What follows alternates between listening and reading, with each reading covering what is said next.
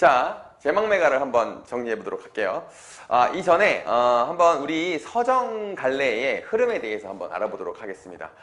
이제 이게 전체적으로 이제 그 시대별 흐름을 한번 볼 건데, 자, 일단 삼국시대 이전이 있어요. 자, 삼국시대 이전에는 우리가 이제 원시종합예술이라고 합니다. 자, 얘들 원시종합 예술 이렇게 얘기를 하고요. 자, 삼국시대가 통일되면서 자, 신라시대에 우리가 향가라고 하는 서정갈래가 나왔죠. 그죠? 자, 그리고 신라에 이어서 고려가 나오면 이제 고려가요. 근데 고려가요가 나왔는데 고려가요는 이 교과서에는 소개가 안 돼 있고, 자, 고려 후기에 나타난 자, 시조가 나타나 있죠. 자, 그리고 이제 조선시대에는 계속 이 시조가 계속 이어가게 되고요. 자, 그 다음에 이제 현대시 이렇게 나타나게 되었다. 크게 봤을 땐 이렇게 나타납니다. 현대시 이전에 무슨 신체시도 있고 창가도 있고, 그런데 뭐 이거는 지금 시험 범위가 아닐 테니까 고전시가의 흐름만 봤을 때는 이제 현대시는 빼고 한번 얘기해 볼게요. 자, 그럼 원시종합예술은 어떤 특징을 갖고 있냐? 자, 삼국시대 이전이에요. 자, 원시종합예술은 특징이 뭐냐? 이게 자, 음악과 무용, 그 다음에 뭐 시가 이런 것들이 모두 다 복합되어 있었어요. 그래서 분화되지 않은 형태다. 그래가지고 원시종합예술이라고 합니다. 그래서 뭐 음악도 있었고, 음악의 무용, 그리고 이 시가가 모두 다 결합되어 있는 형태였다. 이렇게 보시면 될 것 같아요. 이게 원시종합예술인데, 자, 이게 시작은 집단적이고, 집단요라고 해서 여럿이서 같이 부르는 노래야. 그래서 노동요가 많고요. 자, 노동요가 많고, 그 다음에 이제 조금 웃기는 게 배경설화들이 많이 같이 이렇게 전해지기 때문에 좀 서사적인 특징을 갖고 있다. 이렇게 얘기합니다. 그러니까 스토리가 있다 이거예요. 자, 서사적인 스토리를 갖고 있고요. 자, 근데 이렇게 되다가 이게 조금씩 흐름이 가면서 개인이 자신의 이야기를 얘기하기 시작했어요. 그래서 개인적인 자, 서정시들이 나타나기 시작한 겁니다. 자, 얘들이 사실은 이렇게 흘러갔다기보다 얘는 그대로 있고 얘네들이 추가로, 그러니까 분화됐다 이렇게 얘기할 수가 있어요. 자, 분화되었다 이렇게 얘기할 수가 있는데, 자, 이 집단과 노동이고 서사적인 스토리를 가지고 있는 대표적인 작품이 뭐냐면 구지가라는 거예요. 구지가. 자, 예를 들어보면 구지가가 있어요. 구지가는 뭐 거부가 머리를 내어라, 내어놓지 않으면 구워서 먹으리라고 하는 내용인데, 이상하죠 내용이? 자, 이게 김수로 왕의 탄생 설화, 그러니까 가락국 신화에 삽입된 노래입니다. 그러니까 요게 이제 아까 얘기한 것처럼, 그래서 왕을 내어놓으라는 거야. 그 머리 내어놓으라는 게. 자, 요런 작품이 있는데 사실 구지가보다 먼저 창작된 고조선의 작품이긴 하지만 개인적 서정시로 넘어가는 과도기적 작품으로는 뭐가 있냐면 공무도화가가 있습니다. 자, 공무도화가, 이거 선생님이 스토리를 간단하게 얘기할 테니까 그냥 기억 정도만 하면 돼요. 공무도화가는 이런 내용이에요. 니마 그 물을 건너지 마오. 님이 그의 물을 건너셨네. 물에 빠져 돌아가셨네. 아이고 가신님을 어이할꼬. 이런 내용이에요. 별 내용 아니죠, 그죠? 자, 그리고 또 뭐가 있냐면 황조가라고 해서 그 고구려의 원래 초대왕인 주몽 알죠? 주몽의 아들인 유리가 지은 황조가가 있습니다. 자, 황조가도 약간 개인의 그런 사랑 이야기를 한 거예요. 그래서 황조가의 내용을 간단하게 설명을 해보면, 자, 저기 활활 나는 저 꾀꼬리가 암수가 서로 정다운데 외로울사 이내 몸은 뒤와 함께 돌아갈고. 자, 그래서 꾀꼬리 나오는 작품입니다. 그래서 황조가는 꾀꼬리 작품이에요. 황조가 꾀꼬리입니다. 그래서 꾀꼬리가 객관적 상관물로 자기와 대비되는 소재로 나왔던 그런 작품이 있습니다. 그래서 혹시라도 이런 작품들이 인용이 된다면, 얘네들은 집단 노동 서사적인 구지가, 아까 머리를 내어놓아라, 내어놓지 않으면 구워서 먹으리, 이거 있잖아. 그게 땅을 파면서 여럿이서 같이 부른 노래예요. 그러다 보니까 요거 딱 작품을 구분할 때, 이런 작품들이 나오면 이거 집단무가를 얘기하는 거구나, 이건 개인적인 과도기적 작품을 얘기하는 거구나, 이렇게 판단하시면 됩니다. 자, 그리고선 향가가 탄생을 한 겁니다. 향가는 이따가 제막매가 할 때 잘 보겠지만 이건 최초의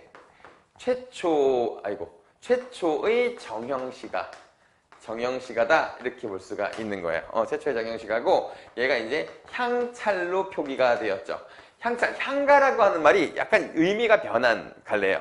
향가는 원래는 고향의 노래. 그러니까 우리 전통의 노래다. 약간 이런 뜻을 갖고 있었어요.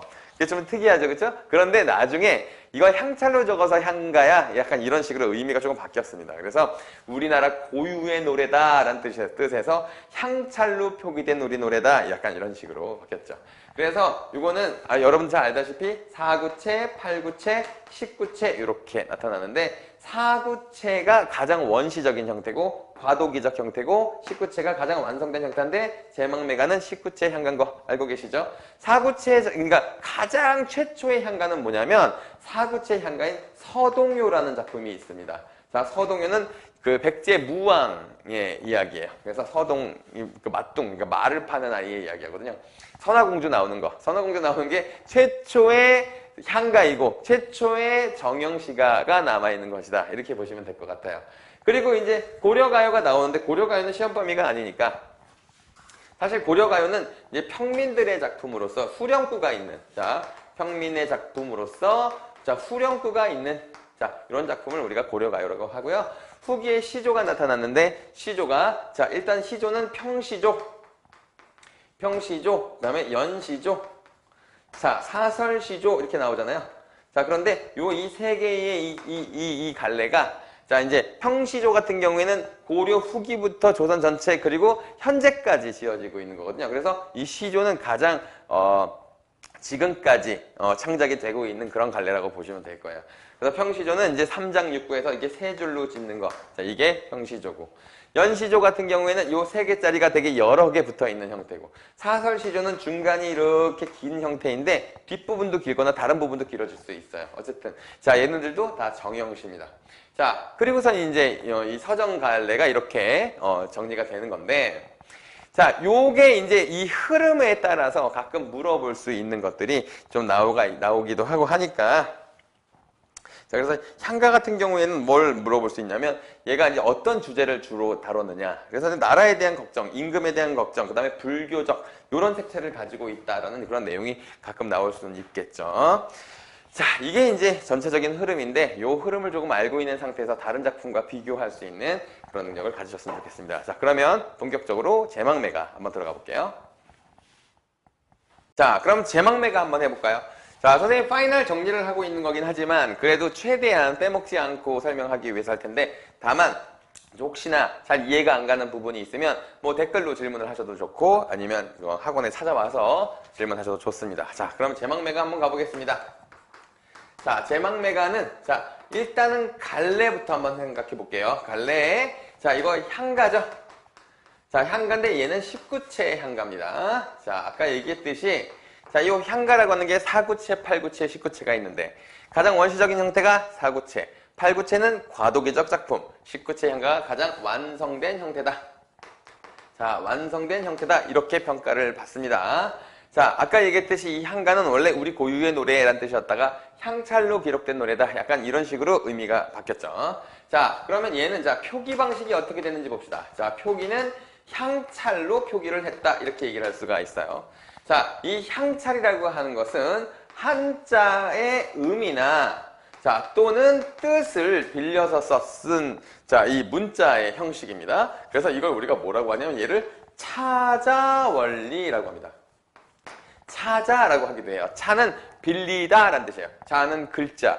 그래서 글자를 빌려 썼다 이런 겁니다. 그래서 자, 이거는 이게 되게 중요한데요. 그래서 이 향가는요, 일단 기본적으로는 기록문학이고요. 자, 그리고 또 뭐가 있냐면 얘가 한자로 썼지만 우리말을 표현한 거예요. 그래서 우리말로 읽었어요. 자, 이게 되게 중요하죠. 우리말로 읽었어요. 그래서 얘는 뭐라고 하냐면 얘는 우리가 국문문학에 포함됩니다. 자, 이렇게 알고 계셔야 돼요. 자, 그런데 얘가 향찰이 그러면 어떻게 쓰여지는 거냐? 지금 첫 번째 줄을 갖고 한번 해볼게요. 자, 이건 나을생. 자, 나을생. 자, 죽을 사. 길로. 은자는 숨길. 은자 이렇게 됩니다. 근데 이거를 우리나라 사람들이 읽을 때 어떻게 읽었느냐면 자, 생사길은 이렇게 읽었단 말이야. 그치? 여기가 이제 뜻이고 여기가 음이잖아요. 그치? 선생님 근데 생사 같은 경우에는요 나타나는 뜻과 죽는다는 뜻을 빌린 거 아닌가요? 맞아요. 뜻도 포함이 되지만 그 당시 우리나라도 한자 문화권이었기 때문에 삶과 죽음을 생사라고 읽었나 보죠. 그렇죠? 그래서 생사길은 이렇게. 그러니까 읽는 방식으로 이걸 표기했기 때문에 이렇게 읽는 겁니다. 그래서 자, 이걸 우리가 뭐라고 하냐면 음을 빌리는 것을 음차라고 하고요. 자, 이렇게 이걸 훈차라고 합니다. 자, 훈이라고 하는 게 뜻이에요. 그래서 이 길자 있잖아. 요 길. 얘가 훈차니까 요걸 물어볼 수도 있습니다. 사실은 조금 더 자세하게 가면 더 어려워요. 더 어려운데 이 정도로 알면 되겠죠. 이게 더 자세하게는 안 묻더라고요. 왜냐면 이제 이게 다른 데서 약간 응용될 가능성이 좀 낮아서 되게 자세하게 안 물어보는 것 같아요. 자, 이게 이제 그렇고요. 얘는 나중에 자, 이게 3단 구성이다. 구성을 한번 볼게요. 자, 구성은 3단 구성이에요. 그래서 이걸 이제 기서결 구조 이렇게 이야기하기도 하는데 어쨌든 3단 구조를 가지고 있다. 이렇게 보시면 될 겁니다. 자, 이 3단 구성이 굉장히 중요해요. 3단 구성이 중요한데 자, 이거 일단 이따가 시조랑 비교하는 부분에서 다시 한번 얘기하겠는데 자, 일단 이 3단 구성이 어떤 식으로 나중에 전승이 되는지 한번 볼게요. 자, 내용상 자, 이게 4줄, 4줄, 2줄 이렇게 둘, 셋 이렇게 자, 4줄, 4줄, 2줄이니까 그냥 4, 4, 2만 쓸까? 이렇게 쓰니까 좀 헷갈리네요. 그죠? 자, 얘가 3단 구성인데 4줄, 4줄, 2줄 이렇게 4, 4, 2 구조예요. 자, 여기 첫 번째 부분을 우리가 뭐라고 하냐면 시상의 발단이라고 합니다. 시상의 발단 이렇게 얘기를 하고요. 자, 그 다음에 얘는 시상의 전개 이렇게 얘기합니다. 자, 시상, 전개 이렇게 얘기하는데 요 마지막 이 낙구가 두 부분으로 나눠져요. 자, 이게 첫 번째 감탄사 부분 나오는 거 알죠? 19채 향가의 특징이잖아요. 자, 낙구 이 두 줄을 우리가 낙구라고 하는데 낙구가 시작을 뭐로 하죠? 감탄사로 시작하죠. 자, 만약에 지금 이 파이널 정리를 듣는데 그걸 모른다. 그러면 다시 공부하셔야 됩니다. 자, 낙구는 마지막 두 줄을 얘기하는데 마지막 두 줄의 시작이 감탄사로 시작해요. 이렇게. 그쵸? 이거는 반드시 지켜야 되는 규칙이거든요. 그래서 요 낙구에서 이 감탄사 부분 있죠? 감탄사 부분은 자, 시상의 전환 이렇게 얘기를 합니다. 근데 시상의 전환도 있지만 사실 집약도 가능하기는 해요. 그래서 시상의 전환 또는 시상의 집약이 일어나고요. 그 다음에 마지막이 시상의 마무리. 자, 시상의 마무리. 이렇게 끝나거든요. 자, 그런데 이게 아까 시조 있죠? 이 3단 구성인데 19채 향가가 자, 얘가 시조로 전승이 됐어요. 그러니까 이것은 사실 설입니다. 시조로 전승설이 있는데 시조가 아까 얘기했듯이 시조가 세 줄로 쓰잖아요. 이렇게. 자, 뭐 이 몸이 죽고 100번 고쳐주고 백골이 진토되어 넋이라도 입고 없고 임향한 일편단심에 그칠 줄이 있어요. 이렇게 해서 세 줄로 쓰잖아요. 그리고 무슨 사음보로 쓰고 그쵸? 이거 다 알죠? 지금 파이널 정리니까 지금 이렇게 얘기해도 될 것 같아요. 이걸 우리가 뭐라고 해? 얘를 초장, 얘를 중장, 얘를 종장이라고 하는데 종장의 첫 시작을 어떻게? 3음절로 해서 자, 이걸 첫 어절 혹은 첫 음보를 3음절로 쓴다. 이렇게 얘기하죠. 3음절, 음절이라는 건 글자 쓰니까. 자, 이렇게 되는데 이게 그래서 이 부분이 시상의 발단, 이 두 중장이 시상의 전개, 요 감탄사, 요 세 글자가 시상 전환이 일어나고요. 그 다음에 나머지가 마무리. 이런 식으로 이게 연결이 되었다. 이렇게 얘기를 합니다. 자, 이게 이제 이 갈래, 향가라는 갈래에 대한 이야기였고요. 자, 이게 가장 완성된 형태다. 자, 요거는 다 알 거라고 생각해요. 요 정도를 알면 되는데, 야, 향가가 아까 국문학사적 의의가 뭐라고 그랬죠? 향가. 그러니까 19채 향가가 아니라 그냥 향가가 최초의 정형시가다. 이렇게 보시면 될 거예요. 자, 그러면 일단 이제 제망매가로 가보겠습니다. 자, 일단 제망매가 이상하게 뭔가 이렇게 굉장히 그 본론으로 늦게 들어온 느낌이 들죠? 자, 요 제는 제사를 지내다 라는 뜻입니다. 제사니까 사실은 장례를 치르는 거겠죠. 그 다음에 망매, 너 죽은 사람을 우리가 망자 이렇게 부르는 거 알죠? 매는 누이 매자야. 그래서 얘는 죽은 누이를 추모하며 부르는 노래. 자, 이런 식으로 쓴 제목이 이렇게 된 겁니다. 자, 그래서 자, 첫 번째부터 한번 시작해 볼게요. 생사길은 자, 삶과 죽음의 길은 예 있음에라고 했습니다. 자, 얘는 이승을 뜻하는 말이죠. 그렇죠? 예 있음에 머뭇거리고 그러니까 쉽게 말하면 이승에는 우리가 살고 있는 세상에는 삶과 죽음의 길이 이렇게 나눠져 있죠. 그쵸? 자, 그러다 보니까 이게 언제 죽을지 모르기 때문에 사실 좀 두렵잖아요. 그 두려움을 표현한 부분이 바로 머뭇거리고입니다. 자, 이 머뭇거리고는 자, 두려움을 뜻하는 말이에요. 그래서 생사길은 이에 있음에 머뭇거리고 자, 나는 간다가 나옵니다. 자, 나는 간다가 나오는데 사실 얘는 따옴표로 인용한 직접 인용구예요. 근데 따옴표가 그냥 없는 것뿐입니다. 자, 요 나가 누구죠? 죽은 누이입니다. 그래서 자, 오빠 저 가요, 나 가요 라는 인사도 못하고 말도 못다 이거 어찌 갑니까? 라고 해서 자, 이걸 다 못했다 이렇게 얘기했으니까 못했다 뭐예요? 이거는 누이가 갑작스런 죽음을 당했다. 자, 이 정도로 알 수 있을 겁니다. 자, 이게 지금 첫 번째 부분이에요. 자, 그러면 자, 두 번째 부분 보겠습니다. 자, 어느 가을이 나옵니다. 가을. 자, 가을은 우리가 지금 현재가 가을이고 가을은 굉장히 우리한테는 좀 좋은 계절이죠. 시원하고. 그쵸? 자, 그런데 식물의 입장에서 생각해 보세요. 그러면 얘는 자, 가을은 자, 식물의 입장에서는 자연의 섭리에 따라서 죽음이 나타나는 계절이죠. 자, 그러니까 자, 이 가을은 사실은 죽음의 계절인 거야. 알겠습니까? 자, 그래서 이건 자연의 섭리를 이용하여서 이 누이의 죽음을 슬퍼하였다. 자, 이 말도 맞는 말이, 맞는 진술이 되는 겁니다. 자, 근데 가을에 부는 바람인데 이른 바람에 죽었대요. 그러니까 조금 빨리 죽은 거죠. 그쵸? 이거는 그래서 누이의 요절 이렇게 얘기하는데 누이의 요절 또는 갑작스러운 죽음을 또 다시 얘기하는 거예요. 자, 이른 바람에 이에 저에 떨어질 잎이다. 그래서 자, 떨어질 잎. 여러분, 이파리가 떨어지면 어떻게 되죠? 죽는 거죠. 얘는 그래서 죽음을 뜻해요. 자, 근데 이거 보니까 이상하게 어떤 나무, 그쵸? 한 나무를 비유해서 이 누이의 죽음을 표현하고 있잖아요. 그쵸? 자, 그러다 보니까 떨어질 잎이 나왔는데, 그래서 여기 이런 말이 나오는 거죠. 자, 한 가지에서 났다. 그러니까 가지가 이렇게 있으면 여기 이파리가 이렇게 달리잖아요. 이렇게. 그치? 이게 이제 부모님이고 요게 자식들이라고 생각하면 되는 거예요. 그쵸? 자, 그래서 한 가지에 났다. 그럼 이 가지가 누구겠어요? 부모님이죠. 그러니까 이 부모님을 뜻하는 거니까 이들이 이제 형제, 자매, 남매 이렇게 남매 관계잖아요. 그쵸? 자, 한 가지 가는 곳은 모르는구나. 자, 그래서 가는 곳 모르온저 이렇게 얘기되는데 자, 이 가는 곳을 모르겠다라는 부분은 자, 우리가 죽을 때는 아무것도 우리가 잘 예상할 수 없다. 그냥 죽는 건 시간이 지나면 갑자기 죽는 거기 때문에 참 인생이 허무하다. 이렇게 얘기하거든요. 그래서 얘를 우리가 인생무상이다. 무상을 표현했다. 이렇게 얘기를 하죠. 그렇죠? 자, 여기까지는 다 어려운 거 없고 다 아실 거예요. 그렇죠? 자, 그래서 여기까지가 정리가 되면 여기가 이제 누이가 좀 빨리 죽었고 그게 참 무상하다 이렇게 표현했다. 그리고 누이가 죽음에 대해서 굉장히 슬퍼하고 있다라고 했는데 자, 마지막 두 줄 보겠습니다. 자, 이 부분을 우리가 낙구라고 부른다고 했습니다. 자, 낙구에 아가 나와요. 자, 얘는 감탄사죠. 감탄사고 이게 굉장한 정형성을 드러내는 거예요.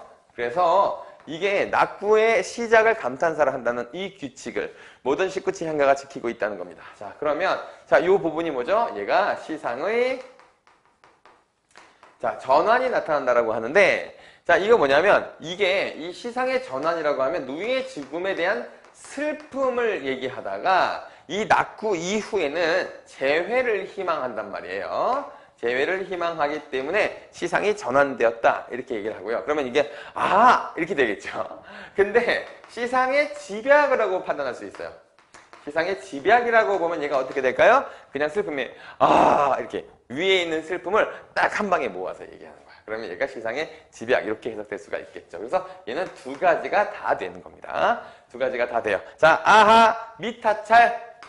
자, 미타찰은 자, 불교에서 말하는 불교. 그러니까 종교적이죠. 그래서 종교적 얘는 극락세계를 얘기하거든요. 그래서 이 미타찰 자체는 유토피아라고도 볼 수 있습니다. 유토피아라고도 볼 수 있어요. 미타찰에서 만날 나라고 했는데 여기서 만날 나는 여기서 말하는 화자죠. 그러니까 화자, 즉 여기서는 이제 월명사라고 볼 수 있겠네요. 그렇죠? 자, 그래서 미타찰에서 만날 나 도 닦아 기다리겠도다. 자, 도 닦으면서 기다릴게요 라고 했는데 한 가지 높아지면서 얘기하면 이 미타찰 있잖아요. 이게 불교적, 그러니까 종교적인 이런 부분이 나오면 이걸 우리가 뭐라고 하냐면 얘를 숭고미가 있다 이렇게 얘기를 하거든요. 혹시 이런 말이 나오더라도 당황하지 말고 아 미타찰 때문에 이런 말을 썼구나 이런 보기에 이런 말이 있구나 이렇게 정리하시면 될 겁니다. 자 그러면 자 이게 삼국유사 같은 경우에는 자 이게 뭐 되게 여러 삼국유사 이런데 미안 제막내 같은 경우는 삼국유사 뭐 이런데 예, 수록이 된다 수록이 되었다 이렇게 얘기가 되어 있죠. 자 그래서 이제 요거는 이제 장소가 자, 누화자와 누이가 제외할 공간이고 이승과 대비되는 공간이다. 그래서 미타찰이 자, 이게 이승과 대비된다 해가지고 이게 대비되는 공간이다. 이렇게 이야기하기도 해요. 이승과 대비되는 공간이다. 이렇게 이야기도 합니다. 자, 그리고 이제 나머지는 별로 별 거 없고요. 맨 마지막에 돛 닦아 기다리겠노라 라는 부분에서 의지가 드러난다. 제외의 희망과 제외된 의지가 드러난다. 자, 이렇게까지도 얘기할 수 있을 것 같아요. 이 정도면 제막매간 정리됐다고 볼 수 있겠네요. 그렇죠? 자, 그러면 다음에 요거에 관련된 시조까지 한번 해보겠습니다. 자, 그러면 시조에 대해서 한번 설명을 해볼게요. 자, 시조라고 하는 갈래는 참 재밌는 갈래죠. 왜냐면 이게 사실은 되게 짧아요. 그렇잖아요. 그치? 되게 단순한 노래죠. 그러니까 쉽게 말하면 옛날 사람들이 그냥 놀면서 불렀던 랩 같은 거야. 랩 같은 겁니다. 그래서 이 시조는 사실 고려 말부터 언제까지일까요? 조선시대까지일까요? 아니에요. 현대까지. 지금까지도 계속 이 시조는 지어지고 있어요. 그래서 이제 현대 시조라고 하는 갈래가 따로 있습니다. 그러니까 얘는 요 부분 때문에 가끔 틀리는 아이들이 있어요. 이거 조선이라고 하면 그렇지. 시조 조선이지. 이렇게 틀리는 경우가 있습니다. 틀리면 이빨 다 뽑아버릴게요. 자 이게 고려 말부터 현재까지 쓰이는 작품입니다. 자 그러면 이게 이제 어떤 특징이 있는지 한번 살펴볼게요. 자 첫 번째는 뭐냐면 얘는 3장 6구예요. 자 3장 6구의 형식을 가지고 있다라고 하면 3장이라고 하는 건 초장, 중장, 종장 해서 요거 3장이라고 하고요. 내용상 이렇게 6부분으로 나뉜다 해서 6구라고 합니다. 자, 이게 이제 구성이고요. 두 번째는 자, 운율을 한번 살펴볼게요. 자, 운율은요. 기본적으로 얘는 외형률이면서 근데 이게 고전 시간은 다 이렇다고 봐도 돼요. 향가도 외형률이면서 정형시입니다. 자, 이게 형태가 정해져 있는 거예요. 자, 그래서 운율은 외형률이면서 정형시다. 이렇게 보시면 될 거고요. 자, 그래서 이 운율이 정해져 있거든요. 자, 이게 뭐냐면 사음보. 자, 사음보. 자, 이걸 우리가 음보율 이렇게 얘기하는 거예요. 음보가 이제 음보라는 게 무엇이냐 하면 이렇게 이걸 한 덩어리, 두 덩어리, 세 덩어리, 네 덩어리 이렇게 읽는다는 거죠. 자, 이게 사음보. 자, 그 다음에 음수율이 있는데 얘를 3, 4조 또는 4, 4조 이렇게 얘기하는데 얘를 음수율이라고 합니다. 자, 이거는 이 음보가 한 음보가 뭐 세 글자, 네 글자, 네 글자, 네 글자 이런 식으로 나타난다는 거예요. 근데 반드시 지켜야 되는 음수율이 있죠. 종장의 첫 음보는 무조건 세 글자로 써야 된다는 이 규칙은 반드시 지킨다. 자, 이 정도가 되겠어요. 그래서 시조 같은 경우에는 이렇게 운율이 굉장히 정확하게 정해져 있는데 다만 이게 지금 얘기하는 게 얘네들을 우리가 뭐라고 하냐면 아까 얘기했듯이 얘가 평시조예요. 자, 평시조는 이게 사실은 고려 말부터 자, 조선 전기까지는 대부분 다 이게 사대부들이 약간 이걸 좀 주된 향유 계층이었어요. 근데 약간 여기 이제 기생도 살짝 끼기는 하죠. 자, 이랬거든. 그래서 사대부들의 작품은 일반적으로 자, 이건 국가에 대한 또는 왕에 대한 자, 충성심이나 또는 자연 또는 이제 탈로가 뭐 이런 거 탈로가라고 해서 늙음을 한탄하는 자, 그런 스토리가 조금 많았어요. 자, 이게 이제 시조의 특징입니다. 그래서 이제 이게 당시에 유행하던 노래라는 뜻이에요. 이 시조라는 것이. 그러니까 여기 원래는 시절가조 이렇게 얘기하거든요. 시절가조를 줄여서 시조라고 하는데 당시에 유행하는 노래다 이런 뜻입니다. 그래서 이거는 좀 제한이 조금 있죠. 이 평시조 같은 경우에는. 그치? 자, 그런데 이게 근데 얘가 자, 요게 어떤 식으로 발달을 했냐면, 자, 이게 평시조 하나가 너무 짧으니까, 아까 얘기한 듯이, 이렇게, 이게 연이 이렇게 나눠져 있는, 연이 이렇게 나눠져 있는 걸 우리가 뭐라고 하냐면, 얘를 연시조라고 해요. 연시조라고 해서 이렇게 연시조로도 발달을 하고요. 자, 그 다음에 조선 후기로 가면요. 이게 중간이나 이 종장이 훅 길어진. 자, 이런, 사실 다른 부분도 되게 자연스럽게 길어지는데 얘를 우리가 사설시조라고 해요. 근데 여기서 이번에 이제 시험 범위에서 배우는 건 뭐냐면 이 사설시조를 배우게 되는데 이 사설시조는 뭐가 중요하냐면 이 사설시조는 평민의 작품이에요. 평민들이 주된 향유 계층이야. 그러다 보니까 어떻게 삶의 애환이나 삶의 애환 그리고 여기 사대부들의 작품은 사랑 이야기가 임금에 대한 사랑 이야기가 주된 내용이었고요. 기생의 작품에서는 사랑이 있어요. 사랑이 있습니다. 자, 삶의 애환이나 자, 사랑, 노동 혹은 탐관오리오 같은 것에 대한 풍자와 비판 자, 이런 작품들이 되게 많았죠. 그렇죠? 그래서 이제 사설시조와 약간 내용상으로도 혹은 형식적으로도 이렇게 분화가 되었다. 자, 이렇게 보시면 될 텐데 이 사설시조는 이따가 개를 연암이나 기르대를 가지고 설명하도록 하겠습니다. 개가 조선 전기와 그다음에 중기 그리고 이제 후기로 나눌 수가 있어요. 근데 이제 여기 지금 이제 교과서에 나와 있는 작품은 이제 조선 전기와 중기의 작품이 나와 있는데 이 후기의 작품은 이제 개를 연화문이나 기르되 그 부분이 이제 후기의 작품이니까 이 세 가지를 다 보게 되는 겁니다. 자, 그럼 일단은 이 몸이 죽어가서 자, 이 몸이 죽어가서 이 작품은 조선 전기의 작품입니다. 조선 전기에는 일반적으로 되게 유교적인 내용이 많았어요. 유교적인 내용 중에 특히나 이제 충에 관련된 노래가 많았습니다. 자, 알다시피 시조는 사실은 이제 이건 조선 전기 중기 후기인데 고려 말부터 시작을 했죠. 그러니까 자, 생각을 해보세요. 고려 말에는 나라가 바뀌는 시기이기 때문에 굉장히 혼란스러웠겠죠. 그래서 이제 예전에 그 고려의 문신은 어디 갔느냐 혹은 나라가 흥망성쇠를 잘 모르겠다 이렇게 국가에 대한 이야기 그렇죠? 국가에 대한 이야기가 굉장히 줄을 이뤘어요. 자, 특히나 여러분들이 알고 있는 되게 유명한 시가 있죠. 이 몸이 죽고 죽어 100번 고쳐 죽어. 백골이 진토되어 넣기라도 있고 없고 이명한 일편단심이야. 그칠 줄이 있으랴. 이게 정몽주의 시잖아요. 정몽주가 고려 때 사람이죠. 그렇죠? 그게 이제 하여가라고 하는 이방원. 그러니까 이방원이 조선의 왕이기도 했지만 고려 시대까지 살았으니까 이성계의 아들이잖아요. 그때 이방원이 하여가라서 이런들 어떠하며 저런들 어떠하냐 우리 같이 만수산 드렁측처럼 같이 어울려 살면 어떻겠느냐 약간 이런 식의 노래를 불렀는데 그랬는데 정몽주가 꺼져 이런 얘기로 아까 좀 전에 단신가를 부른 거라고. 거기서는 이제 단신가에서 내가 임양한 일편단심 그래서 임이 고려예요. 고려를 내가 지키면서 지킬 것이다 이렇게 얘기를 했단 말이에요. 자, 그리고 이제 조선이 됐단 말이에요. 그쵸? 자, 시조가 고려 말부터 했던 거 아까 얘기했으니까. 자, 전기에는 그래서 유교적인 충을 얘기하는 것들이 대부분이었습니다. 자, 그리고 자연에 대한 사대부에 갇힌 자연에 대한 노래 그리고 인생 무상에 대한 탄로가 이런 것들이 많이 창작이 되었죠. 자, 그러다가 사실은 이제 전기에서 중기 넘어가던 시기에 누구의 작품들이 나오기 시작하냐면 기생들의 작품이 탄생하기 시작한 거예요. 기생들의 작품은 굉장히 솔직한 이야기들을 담고 있겠죠. 그러니까 이거는 계속 쭉 가고 이건 계속 쭉 가는 거고 기생들의 작품은 뭐야? 자, 사랑, 이별, 슬픔 이런 것들. 그러니까 인간의 보편적 감정을 되게 솔직하게 담아낸 그런 이야기들이 많았죠.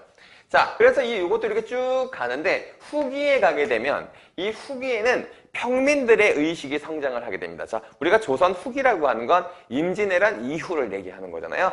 조선의 전기와 후기를 나누는 게 임진왜란과 양난이잖아요. 그렇죠? 그래서 조선 후기에는 서민들의 의식이 성장하고 중인들의 의식도 성장을 하면서 이걸 향유하는 계층이 굉장히 대폭 확대되었는데 그러면서 사설시조라고 하는 관례를 이용해서 평민들이 자신의 솔직한 감정 그래서 사랑과 이별 이걸 포함한다고 하고요. 자, 삶의 애환. 자, 삶이 빡세다 이런 이야기. 그래서 노동에 대한 이야기도 많고요. 그 다음에 자연을 즐기는 이야기도 있었고요. 그리고 이제 탐관오리에 대한 비판. 그래서 탐관오리에 대한 비판. 이런 작품들이 되게 많았죠. 그렇죠? 그렇게 시조라고 하는 것은 이런 식으로 발전을 하게 된 거예요. 자, 그런데 지금 여기 발췌된 작품 중에 이 몸이 죽어가서는 어디에 포함이 되는 거냐면 요 조선 전기에 포함되는 작품이다. 그래서 요 정도를 약간 알고 계시는 것만으로도 사실은 보기에서의 내용은 이게 풀 수가 있어요. 자, 그러니까 자, 일단 이 몸이 죽어가서 한번 보겠습니다. 자, 성산문의 작품이죠. 자, 성산문의 자, 이 몸이 죽어가서예요. 자, 성산문은 잘 알다시피 사육신 중에 한 명입니다. 자, 이제 단종을 폐위하고 수양대군이 단종을 폐위하고 세조가 되는 그런 일이 있었죠. 그렇죠? 그래서 이제 단종, 그러니까 적통을 지키려고 했었던 이 성산문 같은 사육신은 자, 되게 직언을 하고 거기서 죽음을 맞이하게 되죠. 자, 그랬던 사람이니까 이 사람의 작품은 뭐예요? 자, 충.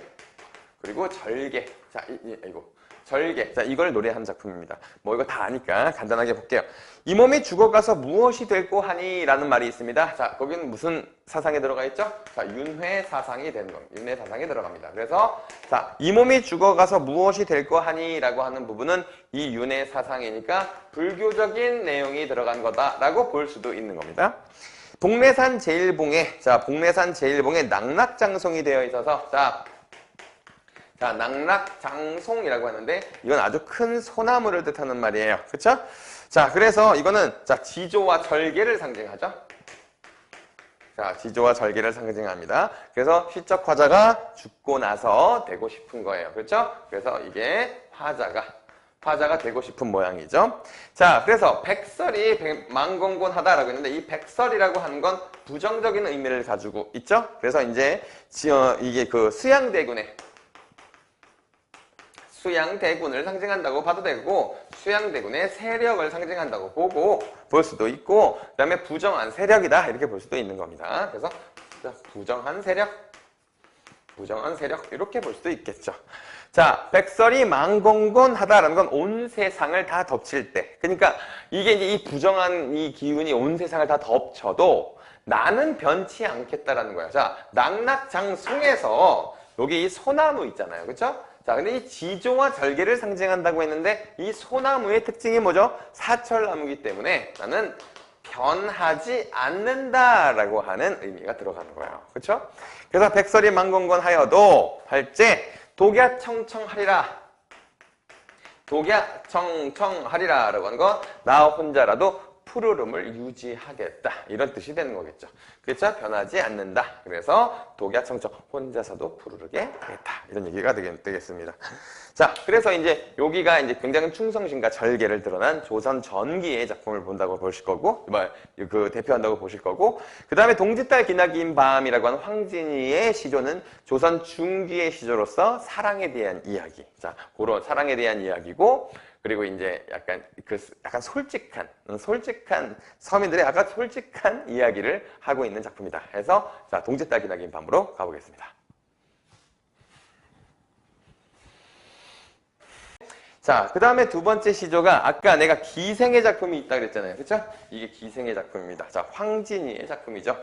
자, 이거는 동짓달 기나긴 밤을이라고 했는데 동짓달이라고 하는 건 겨울이에요. 자, 겨울밤입니다. 자, 동짓달 기나긴 밤을 한 허리를 베어내요. 자, 칼로 베다. 알죠? 자, 베어내요. 춘풍 이불 아래 서리서리 넣었다가, 자, 서리서리 같은 경우에는 우리말의 아름다움인 의태어라고 볼 수 있겠네요. 음성 상징어, 그 다음에 의태어, 이렇게 얘기하면 됩니다. 그래서, 자, 요거 이제, 자, 요 시도 되게 쉬운 것들이라 가지고 선생님이 별로 쓸 게 없어. 쉬우니까 더 게을러지는 것 같아요.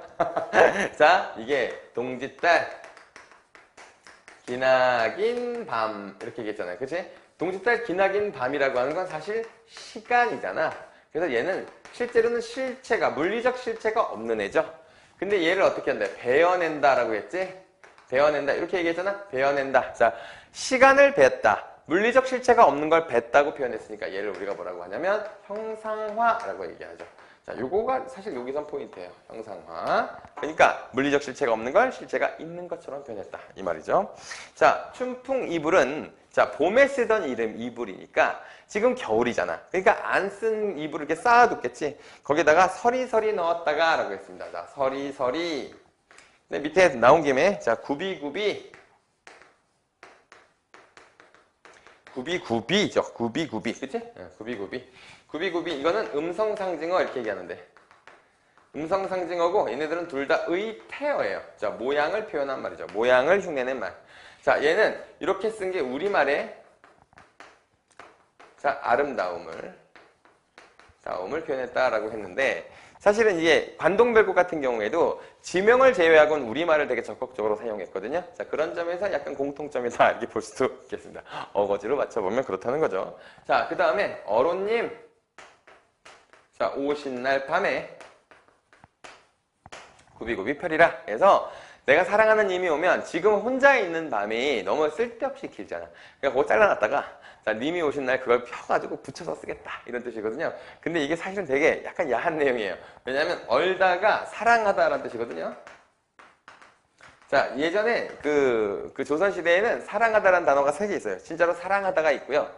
그 다음에 얼다가 있고 괴다가 있습니다.